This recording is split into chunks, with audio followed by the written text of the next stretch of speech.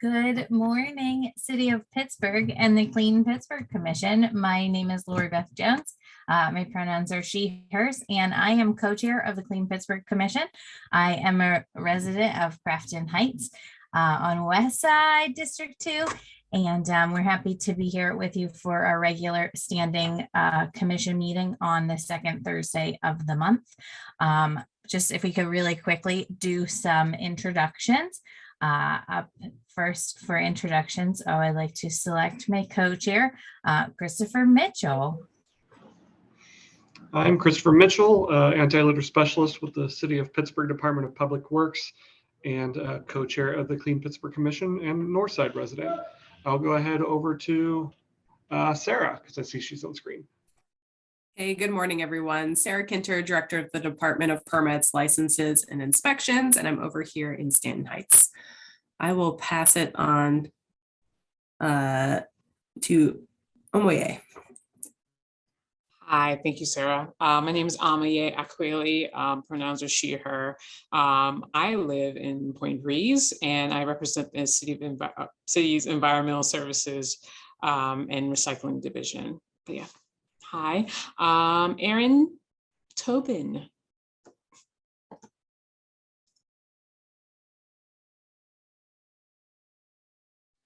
Good morning, everybody. Erin Tobin. I am in District 1 on the north side here in Spring Hill, and I am a community engagement manager with the Pittsburgh Parks Conservancy, pronouns she, her. Who hasn't gone? Erica, did you go? No, I haven't. Hi, everyone. I'm Erica Nina, say she, her pronouns. I am the sustainability coordinator in student affairs at the University of Pittsburgh. Thank you, Erica. As we have other commission members joining, perhaps we'll be able to give them the opportunity to introduce themselves. We do have a quorum for conducting business today as needed, so we will move forward with the agenda at this time. Up first, I will go ahead and read a section of our mission, which of course we like to do every month during our meeting. And today I will just go ahead and read the mission statement.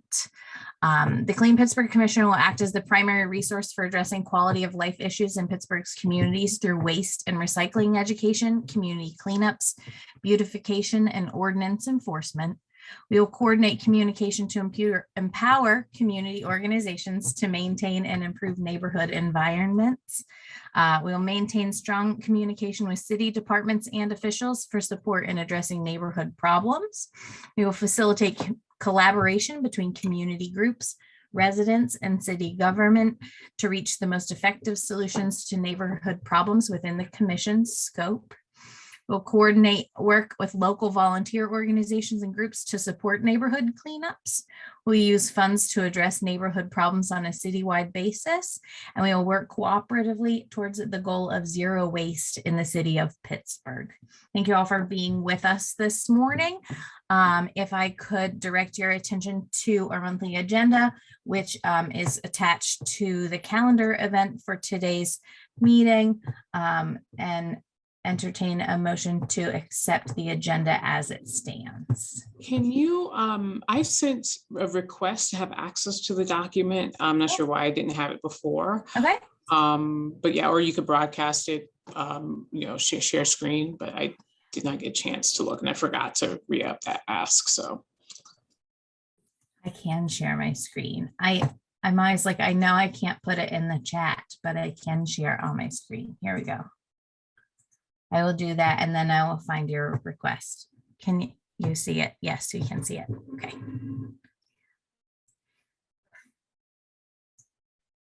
I motion to approve. I'll second. Thank you, everyone. Okay.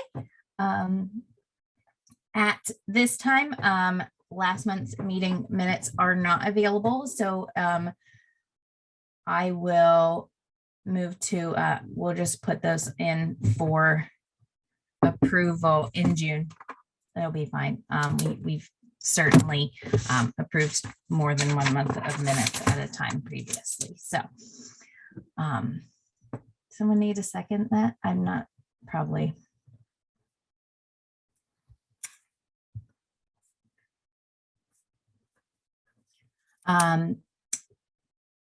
That takes us to updates on the e-waste recycling program. So I will invite Almaye to share that information with us this morning.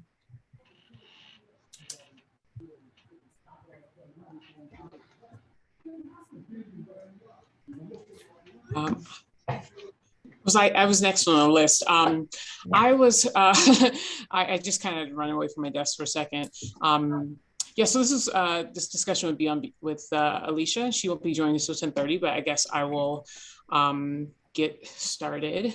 If you want, we can table it until Alicia joins Okay. in a couple, and then we can move on to the ballot bin update. Give her a couple minutes to get herself together and ready. Thank you. All right.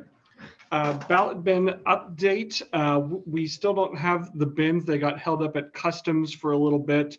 We had to jump through a lot of hoops, and then they apparently got left at customs for a little bit after we jumped through all the hoops, and they said we were good to go. Everyone forgot to deliver it afterwards. So they should be here about this week. But we have opened up the registration for our first round picks of Avenues of Hope and for the nighttime economy districts. I did check right before jumping on here, and we have about 10 applications in so far, and we'll be looking at expanding that before we make our first round of picks.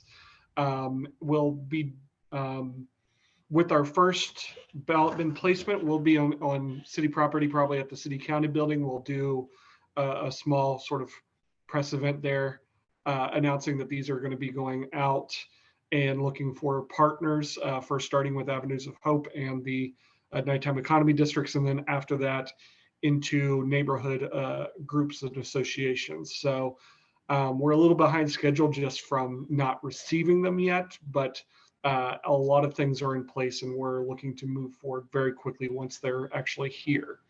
So that is the update. I can provide our explainer page that links to the application to anybody who knows of businesses, districts who want one of these placed.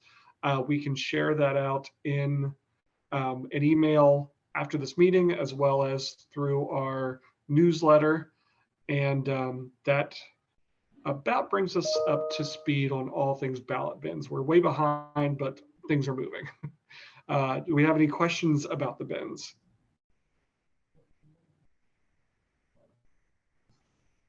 Probably not. We're all on the same page here. But yeah, very excited. Please let me know if you need any information to share out to communities who'd like a bin placement.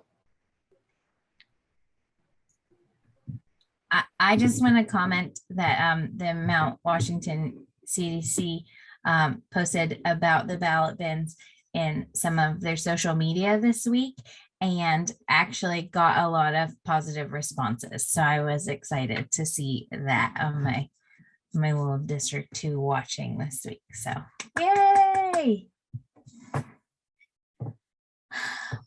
Afton, welcome. Afton, we are moving right along today with our small but mighty commission meeting. And because we have a scheduled speaker to talk about e-waste recycling at 10:30, if you wouldn't mind to do the finance committee update for us now and introduce yourselves and say hello to all the nice people.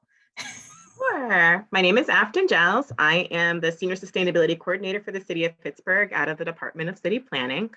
And I am also your co-treasurer for the city, for the Clean Pittsburgh Commission. Sorry, I have been MAA. It's just been a whole bunch of stuff lately. So happy to be back. I wasn't able to talk to Sarah, so I'm not sure if there's any big updates. Right now we have the budget standing at $30,000, and right now we have approved by the commission a number of things. So we have for the 2022 budget, the neighborhood of focus. We have it listed as SPLN. So we have some money put away there for SPLN. Actually, you know, let me share my screen. That might help. There we go. So we have our neighborhood of focus. We have some money put away towards our neighborhood of focus for this year, and it looks like all of these were approved by the city, by the commission, including being able to possibly do a dumpster. Our ballot bins, which you were just talking about, we have that money that's set aside as well. We have another 5,000 set aside for city surveillance cameras. I did add $356 for Allegheny Electric. That is a carryover bill from last year, actually, where we had to do some repairs to the camera. So I did add that in because that's something that's going to have to come out for this year. And we'll probably need an approval by the commission to spend those funds. I did try to do a P card request to get that money spent. However, because they're on contract with the city, we cannot do a P card. It has to go through as a purchase request through DPW. We just have to let them know that it's coming out of the CPC budget. Garbage Olympics this year, we have $2,000 set aside. We have some money for literati, the literati license again set aside. I know last year the literati has actually increased their cost.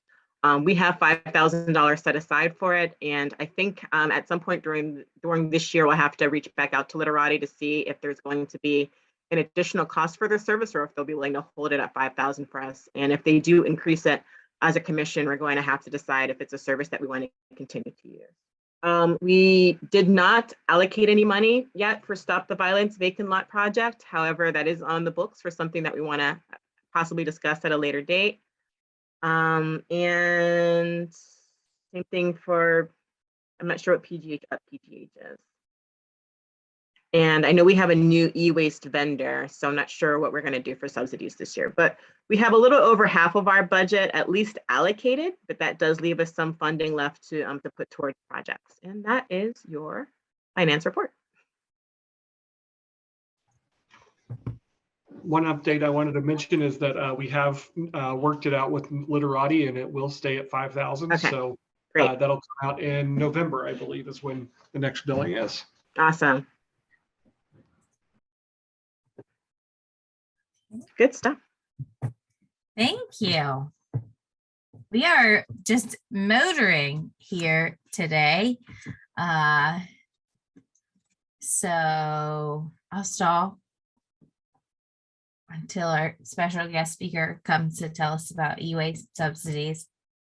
I know some folks had some trouble getting here and getting in. I'd like to welcome Myrna. Thank you so much. Sorry about that, and Emily as well. We have Alicia coming with Omoye to talk about the new e-waste program in the city of Pittsburgh at 10:30. So if there are any quick updates, I know we're working through some invoicing for the Esplin event that we did in March. If Myrna or if anybody thinks that we need to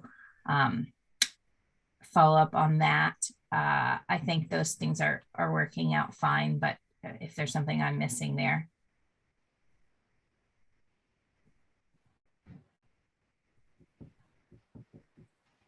We just weren't sure who to send the invoice to, so how to do that.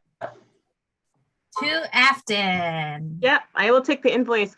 So as long as we can pay it on P card, I can do it that way. Otherwise, something that we might want to consider, Myrna, because we do a lot of projects with you guys, is actually going the route of getting you guys recognized as a vendor with the city so that we can actually issue a check versus P card. For the P card, we have a max limit of $3,000, and that is total. And it's not something where we should be doing, you know, a little money here and a little money there and a little money there. It's sort of like if it's more than one payment to you, if we're going to have more than one payment to you, and it's going to end up being over $3,000, then we really should get you guys and any of the partners that we work with on a regular basis as listed as vendors with the city. It'll be a lot easier to pay. The city can write a check, we can do a purchase request, and that'll be faster versus doing the P card. But if it's just going to be a one and done expense that's less than $3,000, and that's when we can do the P card. But if we have a contract with the city, are we not aren't we a vendor? Oh, yeah, you guys should be, I think you guys should be recognized. And it's funny because that I thought that you guys had a contract with the city. And when I asked Dave, they said they couldn't find it. So I'm not really sure. I don't know. I don't know. We'll talk offline. But yeah, if you have a contract, you should be recognized as a vendor with the city. So I'm not sure where the disconnect is, but I definitely did. I thought you had a contract because isn't that what we did last year to get you guys as a contractor? Yep. You and the group in Homewood. Operation Better Thank Block. you, Operation Better Block. Yeah, right. That's what I thought. Thank you for making sure that I'm not crazy. So we'll have a conversation offline to see if we can figure out where the disconnect is in payroll or purchasing.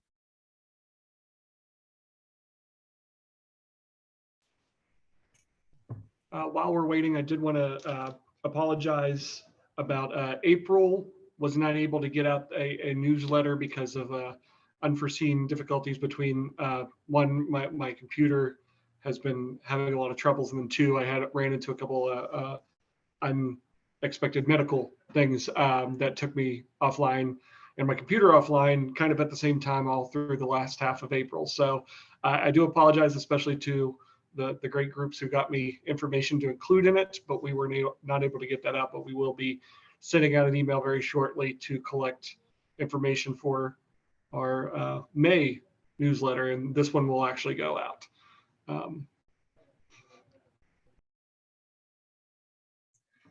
Thank you, Chris. I also wanted to check in with everyone and make sure that you're able to have your SOFI, the statement of financial interest, completed there by the, what was it, the end of April or something. It was a little bit hectic for non-city employees. It felt to make sure we had that done in a timely fashion, and also see if we have an interest in having someone from the law and ethics department come to our meeting possibly next month or the following month to just do our annual ethics training as a commission, so that we will meet that criteria. And that may be something that we want to do, like say at 11 for, I assume city employees have that managed separately from non-city employees, but because the commission now has a budget in the city budget, we are all required to complete that statement of financial interest on an annual basis. So. We want to go ahead and just start doing member updates while we're waiting for Alicia.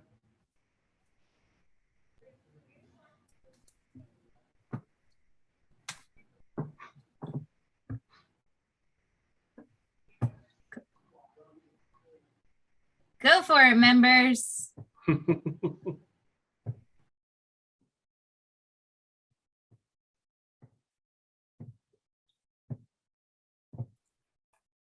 Maybe just a quick update from the Department of Permits, Licenses, and Inspections. We did launch rental registration on May 2nd, 2022, meaning that rental owners can now apply for rental registration. Our expectation is that owners will apply by December 31st, 2022. And we will begin inspections after May 29th this month as well.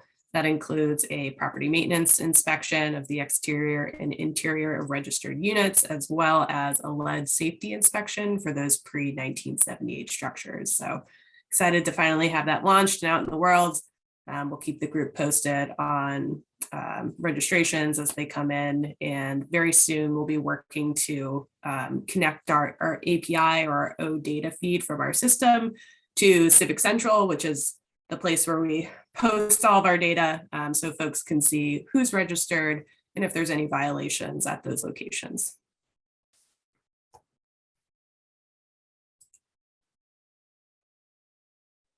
I can give a quick update from the University of Pittsburgh. So as we've done for the last 4 years, we're working with Oakland Planning and Development Corporation to offer our Clutter for a Cause program in the Oakland community.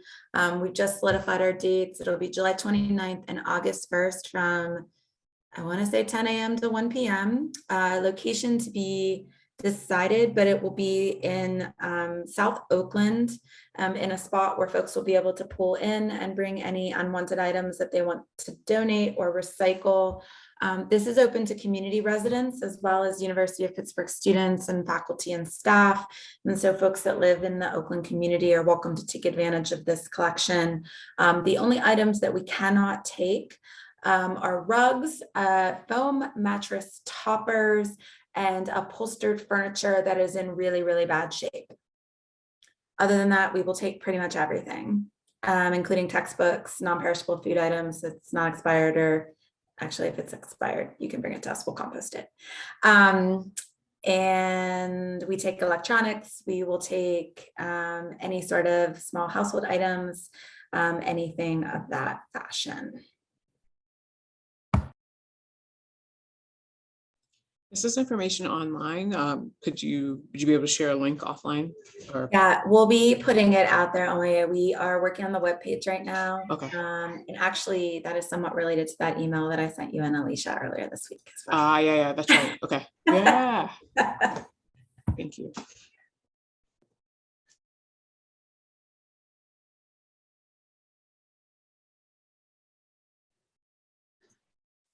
We have a lot of volunteer opportunities coming up. With dump site cleanups in the seldom seen Greenway. We've been staging, anyone who's been working with us in the last few months, Danny has very smartly been thinking that the vegetation is going to be growing and we're not going to be able to see things or access the trash as easily. And so been moving it out of the woods and staging it into piles. And we have 2 cleanups this month to start moving some of those piles out, finish up the gathering, and then move those piles up. May 7th and May 15th in the seldom seen Greenway. And then Fineview, and in the following weekend on May 14th, we have a cleanup in Fineview and one in Stowe Township.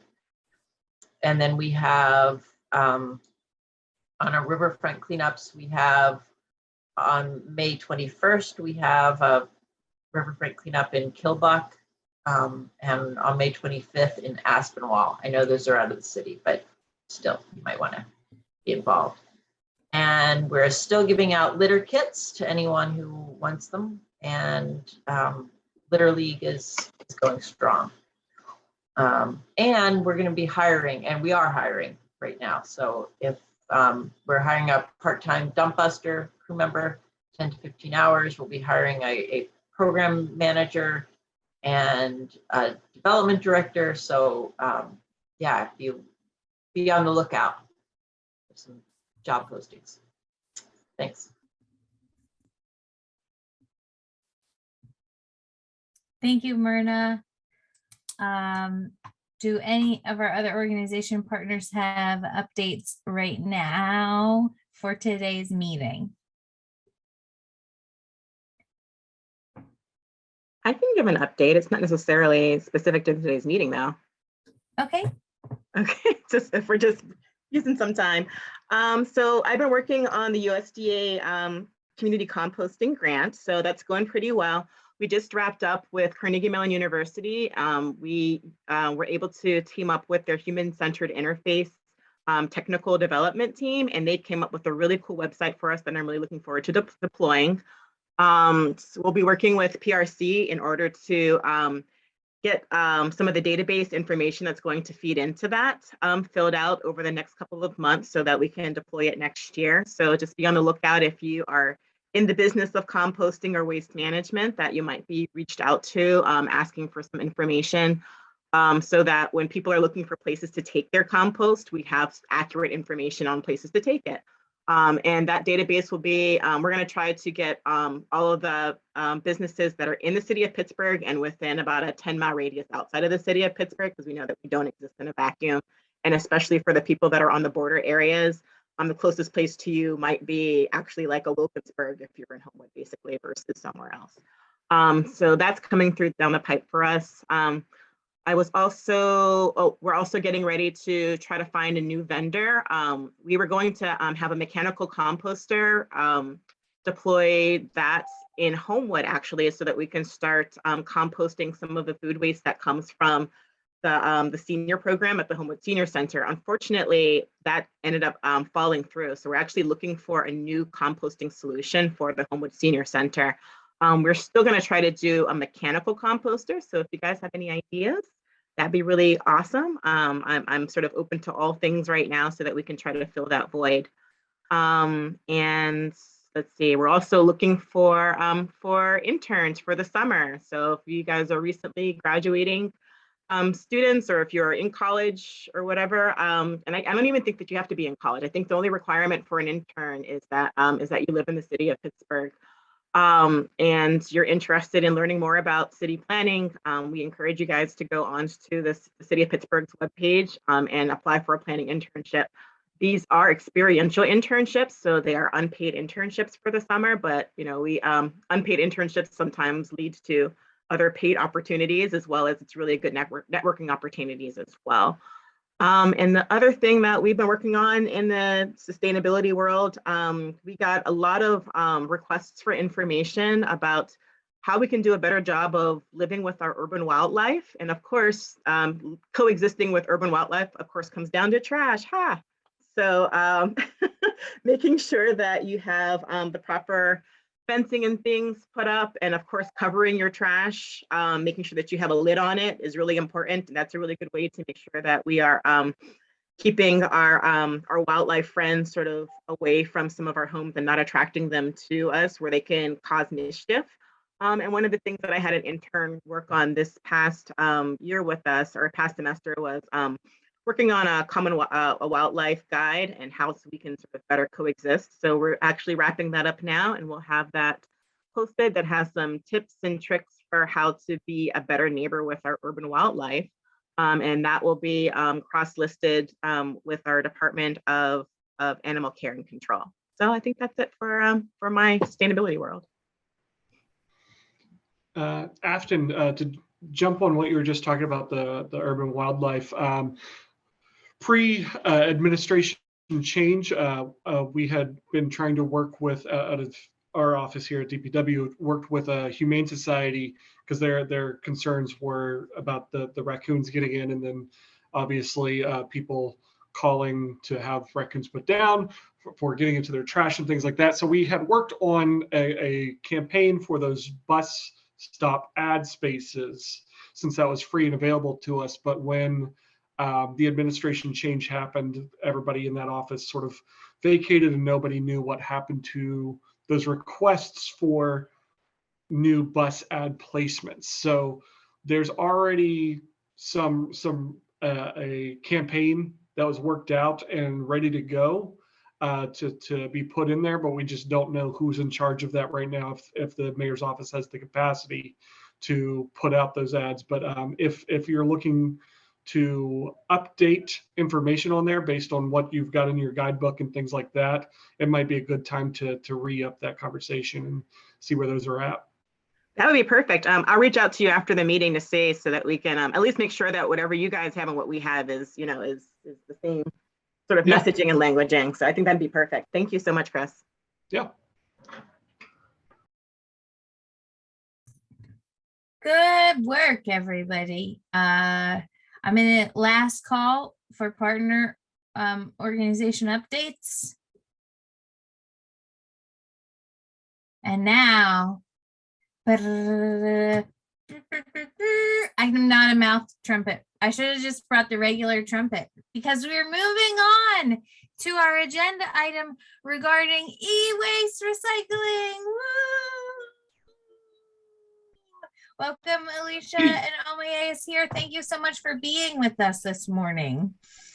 Hello, thank you so much for having me. My name is Alicia Carberry. I am the City of Pittsburgh's recycling supervisor out of the Bureau of Environmental Services within the Department of Public Works. And I have some really great news. So I'm so pleased to announce that after a 6-month hiatus, after a competitive solicitation process with 5 respondents and much deliberation, the city has awarded a contract to the Pennsylvania Resources Council to resume, well, maybe not resume, to run the 2.0 version of the city's TV recycling program. So I wanted to touch on a couple of different points and then open something up for discussion. You know that I have, if you know anything about me, you know that I have come today before you to ask something. But first, I wanted to just talk a little bit more broadly about the program. We've been calling the first part of it the soft launch. I want to talk about what the next step from that is. Also, how this is going to affect internal operations at the city across the entire Department of Public Works. Well, I'll say more about that. And then I also wanted to spend a bit of time talking about the 4 neighborhood collection events that will be part of this contract, and resume some conversations about affordability. But first, let's talk about some of the details. Amiye, are you able to share your screen of the Pennsylvania Resources Council's landing page right now? So as you're sharing your screen, let's start with what this, yeah, okay, awesome. So we're in the soft launch. We, Pennsylvania Resources Council has started accepting appointments from people. We only opened the soft part up to the people whose appointments were canceled on. There were about 170 people who, when the city's last contractor abandoned the contract with the city, a large number of people who had appointments scheduled to drop them off and to come to 2 neighborhood collection events were all canceled. So anyhow, that's what the soft launch has been. So you'll see that this is not you're not able to sign up on this site just yet. Will be available mid-May, which is tomorrow. Anyhow, so going through the main details, and I do want to note a couple of differences from, let's say, version 1.0 to 2.0 for this. But I will primarily focus on what the Pennsylvania Resources Council will be doing for the city of Pittsburgh per our new contract. So similar to that. So twice weekly in the Strip District here at Environmental Services, 3001 Railroad Street, Tuesdays and Thursdays, we will be accepting. So pardon me, let me just clarify. I'll be saying we. When I say we, I mean the city and PRC together. We will be collecting TVs and other electronic waste from Pittsburgh residents to recycle at a more affordable rate than version 1.0. All items will cost $35. Thank you, Ami. Vanna White highlighting the squares. Everything will be a flat rate of 35 cents per pound. Everything that there is a charge for, which is most items. Previously, that had been around 40 cents, especially for TVs. So we're really excited. You know, the whole purpose of the city pursuing this is to provide affordable, consistent options for Pittsburgh residents to be able to properly recycle their e-waste and household hazardous waste.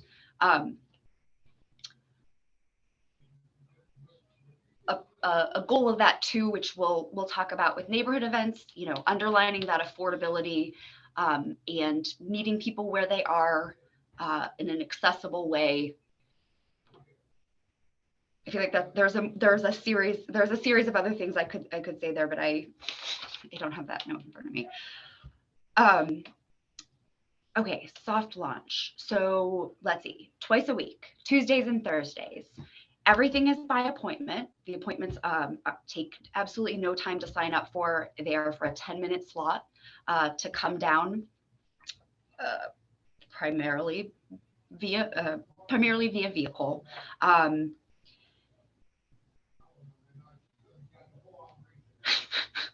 I got too far into the details on that. I wasn't planning to say that. So pardon me. I'm a little bit scattered today. Okay, so twice weekly drop off here in the Strip District. The 4 neighborhood collection events, once we get to scheduling those, I wanted to first note something that we're going to be tracking at the more consistent biweekly drop off is what neighborhoods people are coming in from. That way, whenever we are in the preliminary stages of planning the neighborhood events, we can be really focused on what neighborhoods have not been making it here in person to the Strip District, which, you know, we will also be able to use the guides and the previous events from the first version of this. So let me just set that aside for 1 second and tell you a little bit about how this will affect internal operations. So during this 6-month hiatus, there has not been a city process or clearly established roles and responsibilities on who is to be responding to reports from the public of dumped televisions. Now that we have this in the works, softly launching to work out some kinks before doing the wide celebratory, highly promoted launch. So something that had existed in the before time, say, for version 1, was here out of environmental services, the route that we call the 291 route that services all of the public recycling cans. The people who drive that truck not typically, in the before times, would finish that route, come back to environmental services, and then grab a different truck to go out and respond to and resolve reports of you know, longstanding. I guess we all know where this stuff ends up, right? Vacant lots, alleys, on the sidewalk, on the curb. So we're going to be shoring up the process of how we kind of map and batch those from 311 and from what we will know to be true of, you know, how many TVs may be at the city's streets division, public recycling drop-off spots, although they are not supposed to go there. So I guess that's how I should say it. All of the TVs that are where they are not supposed to be, besides, you know, collecting dust in your attic or basement or closet at my house. We are working on having a really strategic, efficient plan for how to respond to those, and perhaps not just take a response-driven approach. So I'm really excited to work more on that. I just want to tell you that that's in the works, and to keep the recycling division accountable for working some of that out and making sure that there is a very quick turnaround time from when something ends up where it's not supposed to be, and when it is able to be pulled back and then paid for by the city to be recycled in this program. Okay, internal operations. So let's talk about neighborhood events a little bit. I wanted something, I meant to leave off the price until bringing this up. So that 35 cents a pound, even though that is more affordable, city subsidized, more affordable than we've been able to offer in the past, I would still like to ask you, and part of the discussion, I'm not sure what this ask exactly is, how could we go about subsidizing this? And I'd be happy to do a little run through of some of the, or I guess ask Chris and Amiye to help with some of the ways that the Clean Pittsburgh Commission has previously subsidized this recycling for residents. That had previously been not limited, but specific to the neighborhood collection events. So I was hoping to have, I would like to have a broader conversation about, first off, I understand that it is what, $5,000 that has been, I don't know if budgeted is the right word, but approved in the Clean Pittsburgh Commission's annual budget. Some money. Past we have, yeah, and we haven't allocated any funds yet, but we do have money left over to allocate to this program. Okay, excellent. Thank you. Yes, so I don't know what that dollar amount is. I'd like to, how about this? I'll pose this and then open it up to everyone for discussion, please. How can the city, how do we go about subsidizing this further?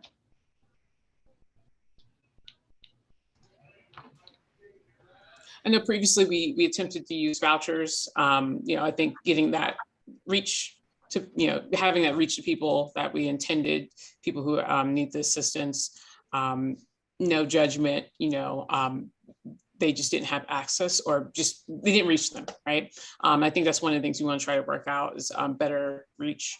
You tried? Yeah, and I mean, some of the, oh, go ahead. I was going to say, Amelia, you can stop sharing your screen. You're still doing that, but we've talked a lot about different ways to reach people. Obviously, the people who need the most help are obviously the hardest people to reach from a nonprofit standpoint, a government standpoint, things like that. Also with the things like asking for vouchers or calling 311, something that we've been paying attention to is just there's sort of a poverty tax on people's time where we ask them to do extra steps to get things and things like that. That's something we want to sort of bake into anytime we're trying to make something available to the public, is to not spend too much of their time to make them jump through too many hoops to access the same things that everybody else can, just because they may not have the same resources. So looking for new ways to make sure that people get the assistance they need without having to jump through those hoops, without having to pay the poverty tax of time, and is what we want to discuss today. Yeah, that's a really good point. Thanks, Chris. Can you talk a little bit, just to refresh my memory, of what we've tried in the past, or what has, and by we, whoever has tried it, the city, don't mean me. Yeah, totally. Yeah. So, we allocated, 5,000, I think maybe been 2,000 in the beginning, and vouchers split up over, $20 vouchers for our neighborhood collection events. And, reached out to council members to let them know that they were available. And, not too many good first cracks at it. But yeah, so making those things available. First, we worked with 311 for people to call 311, so we can get that information then pass along to our vendor. The second iteration was just having an option on the ECSNR's website. They were able to work with us, and people could click a box and say, hey, I would like to have assistance. While they did get a couple of people who asked for that assistance, some of them didn't show up. Some people didn't even take it when they arrived. I guess it wasn't automatically applied in the way that I thought it would have been applied. But yeah, and we didn't even reach our goal. Go ahead. And if I could just add to that, yeah. So then the way it worked as far as the dollars from the Clean Pittsburgh Commission actually being applied was, it was almost a separate bill from the company for those dollar amounts. And we had done what we'd allocated enough. We wanted to do $20 per person with up to $5,000. Please don't make me do that math. But yeah, that's what it was. It was just a $20 off the top of your cost. And yeah, with some coordination on the invoicing and billing and the contract manager for this, which is now me. Which I'm happy to talk about. Can I ask another question? So if someone puts a TV out or something that the city won't pick up, we'll use TV as an example. Is there a notice still? Are you still putting notices on the TV that you can't take it, and here are some options for you? And does that include information about the voucher? So we do have new stickers for TVs, tires, and other curbside things that we have tested out and just recently, I mean, within maybe the last 6 months, rolled out new stickers, more high information stickers is what we called it, and then another one that's low information, and it's just like a checklist. You've left out your stuff too early. It's very easy to understand. E-waste is definitely one that people need a little bit more information on, and we have directed them in that sticker to look at our website to find more ways to recycle that. So vouchers were not specifically mentioned on it because we didn't know if we were going to be using a voucher system this year or anything like that. But the thing is, we're making these stickers in-house in kind of smaller batches rather than the large order we've done through a vendor before. And so these things are very easily changed and updated. So then I think last round we did like 500 stickers, which was very low compared to what we've previously done. So if we do figure out a great voucher system or financial assistance system that easily fits on that sticker, we can update that. Sure. And if I could just add on to that. So, Chris, you've done such great work with making those violation stickers more legible, more easier for our foremen to use. It's been great. For TVs, the tag this is the, let's see, the current sticker. So Myrna, I guess in a roundabout way to answer your question, let me just note how kind of my understanding of how it's gone in the past. So in response to any 311, I'll just talk about the response. I'm still not super clear on the proactive approach that has been taken in the past, and just what to say that we will be doing in the future. There's work needed.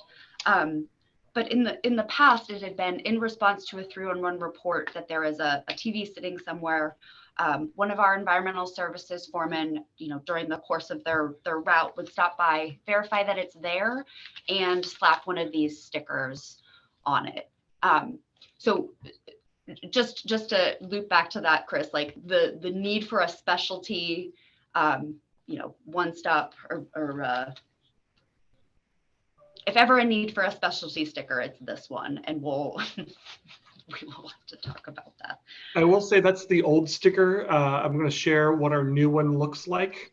And this is what's currently being used. And if we do have a better system for providing assistance, we can update this fairly easily.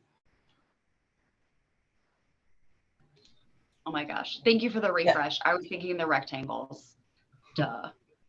And I was just suggesting that there didn't even have to be potentially not even specifics on this sticker, just something that the city does offer a voucher program or something that's fairly vague could be on here. I know you have the link to the city's website that will have that information, but just something that's very visible and very plain, so that if a homeowner puts their TV out, they don't know what to do with it, and then they find out that there's a cost to getting rid of it, all of that. To know up front that there's a voucher available might be helpful. Or even the language in here about, with the tires, with the e-waste, even if even minus a possible voucher, that these things are subsidized. So it's probably not, the full amount that they may be thinking it might be compared to other places. So that is a good note to have on here. You've got to do something with this. It will cost money. It is subsidized, and there's resources available. I think the resources available has definitely been left out of this iteration of the sticker, and before we order our next batch, we'll have a good conversation about what that looks like to make sure people know. Yeah, wow, this is great. And I think it could be as simple as the city subsidizes recycling programs for these materials. Find out more. Ellipses. Thank you for this, Chris. Part of some of the internal operations, though, I would like to have some kind of not decision-making tree, but be able to use discretion in different ways. If a TV is in front of somebody, and pardon me, this is information that we would not really want to publicly promote, but among commission members, even excessively broadcast. I do want to bring it up to be able to take advantage of the brain trust here. If there is, much like a lot of our other work around the city's goals on littering and dumping and coming up with a process for when we decide it is not worth enforcing this, we need to just clean it up. So that's part of too what I would like to have established internally. If we are going into an alley and there is no sign, there are no signs of life around, I see no need to sticker that and then come back and see if it's still there. But I don't want that to serve as an invitation for people to put TVs in alleys and the city will eventually come and grab them. So, when communicating this, the internal audience, that message is going to be different than how we speak of this publicly, how the city speaks about this publicly.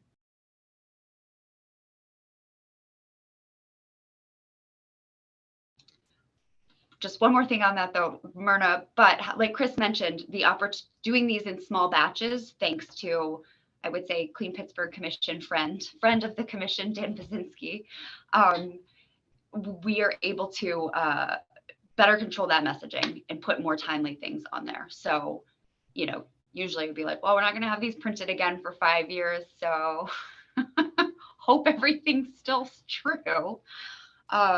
Yes, we're able to pivot and be more nimble and get the information that needs to be in front of people in front of them.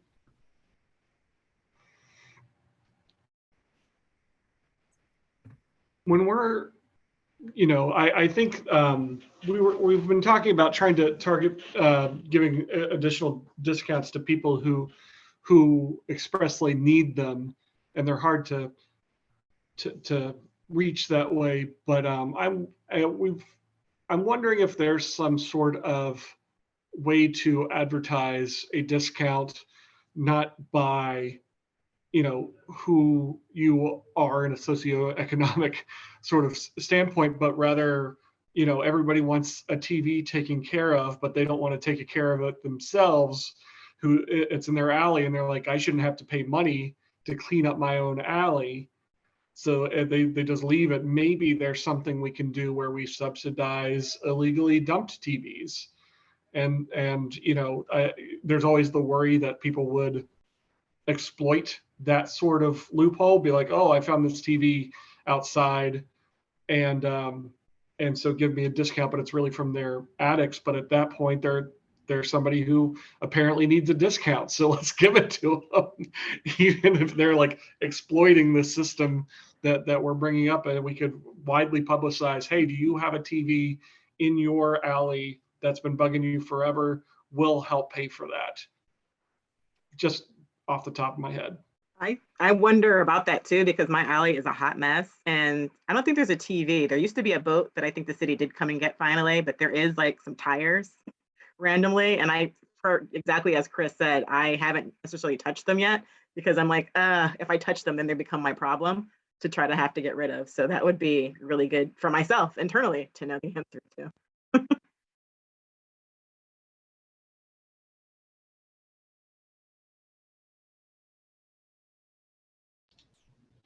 Chris, Well, one thing. Sorry, Alicia. No, go ahead.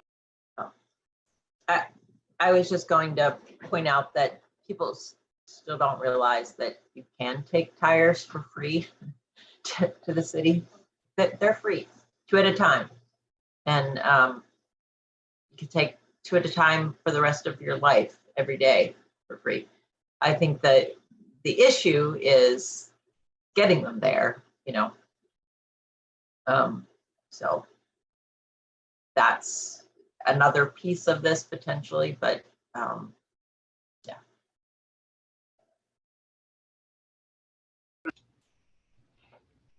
Yeah, I'm writing all of this down. I don't have answers, but all of this, yes.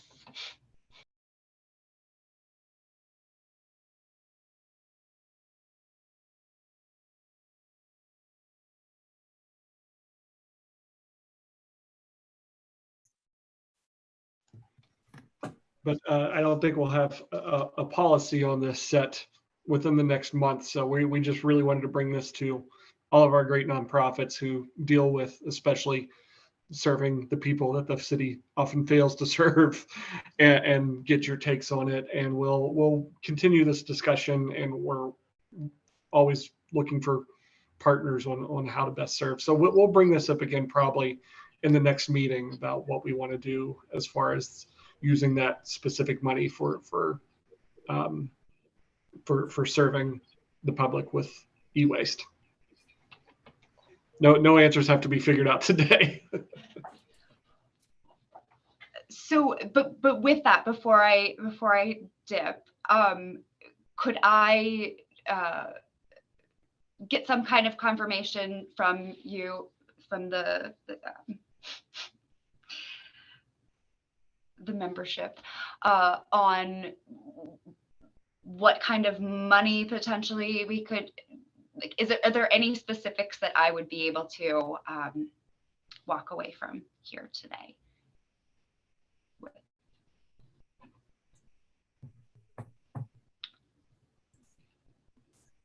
What kind of specifics are you looking for, Alicia? Is it like from how much money the Clean Pittsburgh Commission is willing to put toward this? Is that the specific? I mean, I guess that's, yeah, but. Afton shared the budget earlier, and we did have the e-waste subsidies in the budget. Can you share that again, Afton? Yeah, give me 1 second here. Share screen. We don't have a number assigned to it, but it's still in the budget. So. In 2022, I think because of the not really knowing what was happening in e-waste, we hadn't put in a number for that. I know in previous years it's been 4,500, 5,000, and not used up to that limit. And obviously there is still space for an amount in that neighborhood. But again, with being unclear of who was the provider and what that contract was going to look at, I know it's been discussed, but I think it's just an empty space right now. Right, and we do have the money. Yeah, we have the money to reallocate another maybe $4,000 to $5,000 if we think that that's enough to get started. I would love that. I wonder. Let's see. So how about this? I would like to keep this conversation open, but what if not able to attend, what if by the next month's meeting, I prepare a short proposal of what I think we could do with a specific dollar amount, or create a formula of what we would be able to do? I guess a couple formulas. Oh boy. I want to have an action item walking out of this, but I do want, additional feedback. Maybe just a quick memo. I don't think it has to be anything in depth. Like a quick memo that has a paragraph of, of what you feel like we would be able to spend the money on, and maybe a proposal of how much we should put towards it. I mean, I don't think it has to be anything like too arduous. Okay. Thank you for saying that. If you want me to give it an action, that's the action, I guess. I tend to make too much of things. Yeah. Perfect. Okay. So I will commit to, by in advance, if not by next month's meeting. We'll prepare a quick memo, and I would just give the staff ask in kind of keeping with previous years. I would like to ask for $5,000. Okay. I will include it as not approved just yet, but I will include it just to make sure. So we're keeping tabs. Okay. Ask coming. Great. Let's see. So yes, we covered internal city operations, neighborhood collection events, what this kind of like soft intro has looked like, and how we'll take that broader once we're ready to announce it far and wide. I will certainly need your help in getting the word out, and we'll definitely share a couple of bite-sized things, and it will be featured in the newsletter and on the Clean Pittsburgh Commission Facebook. So you would certainly be able to share it from there. But I kind of would, if we were in person, I would try the old trick of making some very direct eye contact with as many people as possible. Can I put you down for a flyer? But anyhow, so I'll be back with a memo, a very clear ask, a very clear dollar amount ask, and a very clear promotional ask of the commission as a whole and you individually as members.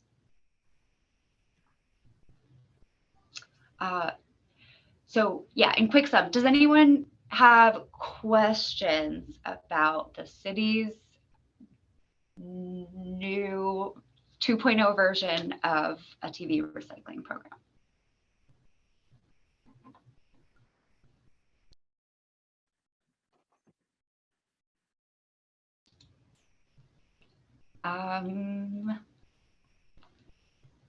Yeah, more information coming. Thank you all so much for your time and for having me. What a treat. And I have to pop off now. Thank you so much, Alicia. We'll see you soon. Yes. And I did just want to note, as far as representing the recycling division, Amia Kweli is the best. But I'm so happy to pop in from time to time. We always look forward to Alicia's notes. Okay. That is great and fabulous. And so we will continue discussing and working on that.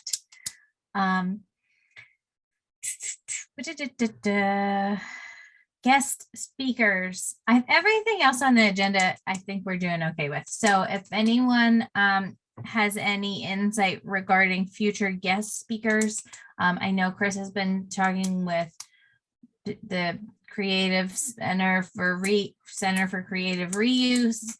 Like I said, we will probably have someone from Law and Ethics come and do our annual ethics training as a second half of this meeting. They are available for June 9th. I do not know if PCTR or whatever it is coming on June 9th. I don't know who's coming when, but we don't really have to vote on that. I guess that's just my little mini baby update. That being said, does anyone else have anything additional that we should address today, or shall we move to adjourn? Motion to adjourn. Second, did you motion? Okay, yay, we did it. Congrats. Yay! Thanks. I did take some notes that I will share out with Erica Diarman Young, and I didn't write down who moved and seconded things, whoopsie daisies, but I don't think we need that to be in compliance with our record keeping. Well, it should be on the recording anyway. It will be, yeah. Oh yeah. I really try to avoid rewatching the recording just because no one likes to watch themselves on the TV, but it is possible. It could be done. Okay. Thanks, everybody. We will have our next standing meeting on June 9th, and we'll look forward to hearing from Alicia and Omaye regarding e-waste recycling and some of the other things that we went over here today. Thank you for your updates. Make sure to get anything specifically to Chris for the newsletter, and we will see you soon. Thanks.